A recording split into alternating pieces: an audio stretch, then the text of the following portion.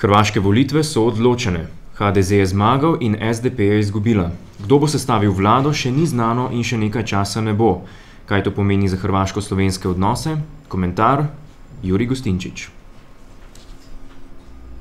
Kakorkoli, če dokončno zmagajo Sanaderjevi konservativci ali socialisti, ki imajo po Račanovi smrti manj utrjeno vodstvo, je hrvaška politična drama vendarle manj dramatična, kot smo zaradi razmer pričakovali. Neverjetno, v hrvaški drami ni drame.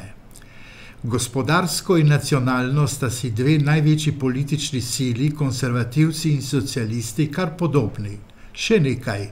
Hrvati se predvsem ukvarjajo sami s seboj, ne z zunanjimi tegobami, niti ne veliko z datumom vstopa v Evropsko unijo ali NATO, marveč bolj z domačimi zdrahami.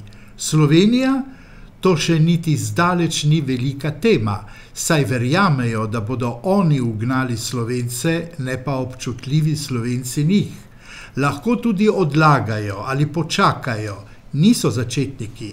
Ali bo zadeva Piranskega zaliva rešena jutri ali šele po jutrišnjem, jih ne more zbegati tako, kot mislijo, da to bega politike v Ljubljani. Hrvatom se zdi, da vtis, ki ga zaradi kakšne napake lahko naredijo v Bruslju in drugih pomembnih mestih, sami lažje prenašajo, kot bi kaj takega mi. Sicer pa se vedno imajo za neko večjo silo.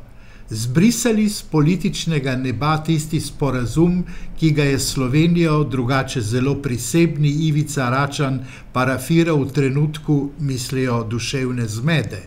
Le poglejte Slovence, saj so se po prvotnem upiranju hrvaškemu zanikanju parafa hrvaško-slovenskega sporazuma tudi sami odpovedali temu parafu in hočeš nočeš dali Zagrebu prav. Kar pa zadeva vstop v Evropsko unijo, se po volilni kampanji zdi, da je Hrvaška pripravljena tudi čakati več in brez nervoze. Kakšna bo po volitvah, je težko napovedati, malo bolj desno ali malo bolj levo. Z volitvami je Hrvaška pokazala, da precej mirno sedi v sedlu. Je v krizi, ki se da prenašati.